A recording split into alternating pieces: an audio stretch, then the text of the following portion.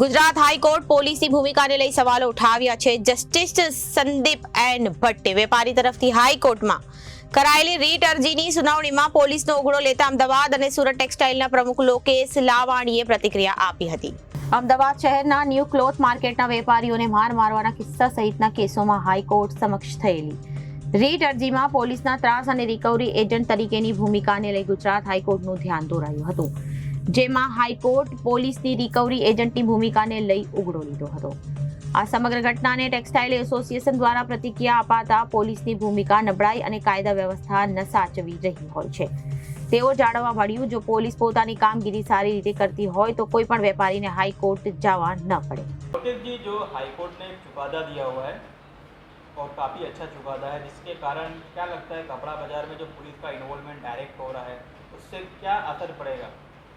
जी, ये मुद्दा कपड़े बाजार का नहीं है, ये हमारे माननीय उच्च न्यायालय के दिए गए एक आदेश का है। आज उच्च न्यायालय द्वारा दिया गया जो आदेश है, जिसमें दो व्यापारियों के लेन देन के मध्य पुलिस की भूमिका को लेकर एक जजमेंट पारित हुआ है, तो ये मुद्दा सिर्फ एक कपड़े बाजार का नहीं है, ये एक न्याय अवस्था का संवैधानिक और लोकतांत्रिक मुद्दा है। और न्यायालय का आदेश हम सबके सर आँखों पर रहता है। उनका दिया गया आदेश संविधान के प्रत्येक नागरिक को मानना अनिवार्य होता है।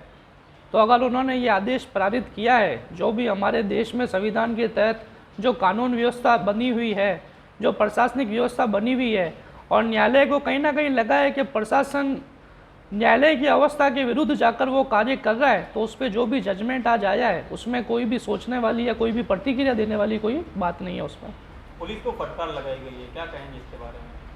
जी, पुलिस अगर कोई कार्य संवैधानिक अनुरूप कर रही है, कानून के अनुरूप कर रही है, तो उसमें माननीय न्यायालय अपना कोई भी आदेश दे सकता है। और कई बार ऐसा देखने को भी मिलता है कि लेन देन के मध्य विवाद पुलिस थानों में जाते हैं, उसमें कई बार पुलिस द्वारा पार्टी को या व्यापारी को या किसी भी देनदार पक्ष को प्रताड़ित किया जाता है, जो कि कानून व्यवस्था के लिए एक उल्लंघन का मामला है।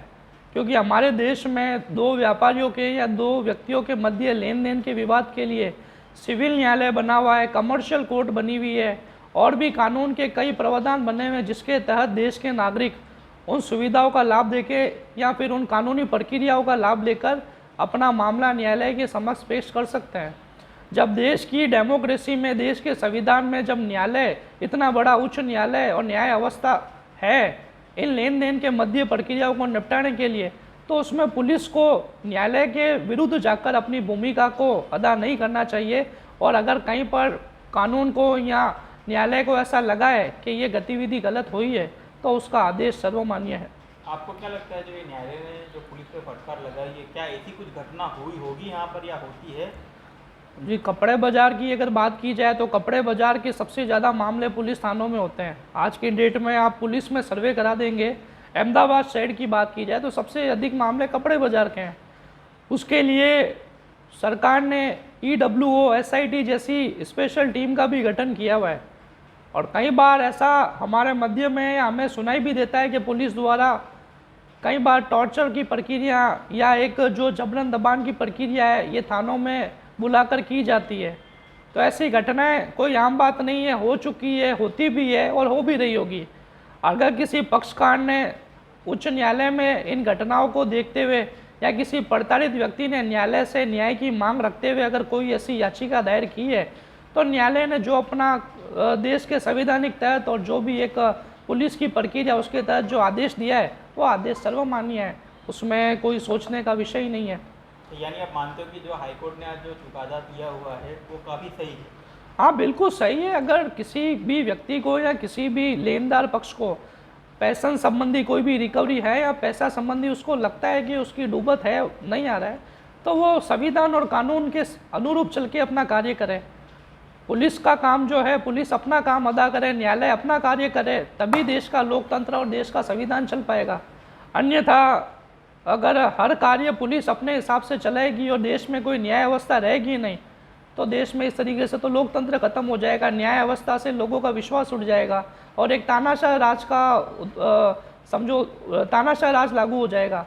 तो देश की डेमोक्रेसी को बचाना है तो न्याय अवस्था को तो मानना ही पड़ेगा, और न्याय अवस्था के अनुरूप प्रत्येक नागरिक को, प्रशासन को, सबको एक साथ उन फैसलों का स्वागत करना पड़ेगा। यानी आप ये मानते हो कि पुलिस कहीं ना कहीं व्यापारियों को हैरान करती है, जिसके कारण ये जो चुकादा है वो काफ़ी सही है? कि पुलिस का व्यापारियों के प्रति अगर मैं रवैया देखूं तो जहाँ टेक्सटाइल इंडस्ट्री की बात की जाए तो कई बार टेक्सटाइल इंडस्ट्रीज़ में ऐसा होता है कि कई घटनाओं में 406, 420 जैसी FIR बना दी जाती है, जबकि ऐसा कोई कार्य किया हुआ नहीं होता है। माननीय सुप्रीम कोर्ट के आदेश अनुसार 406, 420 की घटनाओं को उन घटनाओं के तहत लिया जाता है जिसमें एक व्यापारी द्वारा प्रथम अवस्था में या जानबूझकर इंटेंशनली किया गया चीटिंग हो। टेक्सटाइल बाजार में कई बार ऐसा भी होता है, कुछ फर्में वर्षों से कार्य कर रही है, वर्षों से व्यापार कर रही है, फर्म व्यापार करते करते डूब जाती हैं या लेन देन अटक जाता है, तो ऐसे मामलों के लिए सिविल न्यायालय और कमर्शियल कोर्ट जैसे कानून व्यवस्थाएं हैं हमारे देश में, और उसके बावजूद पुलिस द्वारा 406, 420 के नोटिस दिए जाते हैं आवेदनकर्ता के आवेदन के ऊपर, और जांच के लिए, जांच पे और तपास के लिए कई बार आरोपी पक्ष को प्रताड़ित भी किया जाता है या पूछताछ के नाम पर प्रताड़ित भी किया जाता है। तो ये घटनाएं पहले भी हो चुकी है, ये कोई पहली बार न्यायालय में कोई ऐसी याचिका नहीं लगी है, पहले भी कई ऐसी याचिकाएं लगा दी जा चुकी है और न्यायालय कई बार इन याचिकाओं पर पुलिस को पहले भी संज्ञान में अपना न्याय अवस्था के जो आदेश है वो संज्ञान में ले चुके हैं।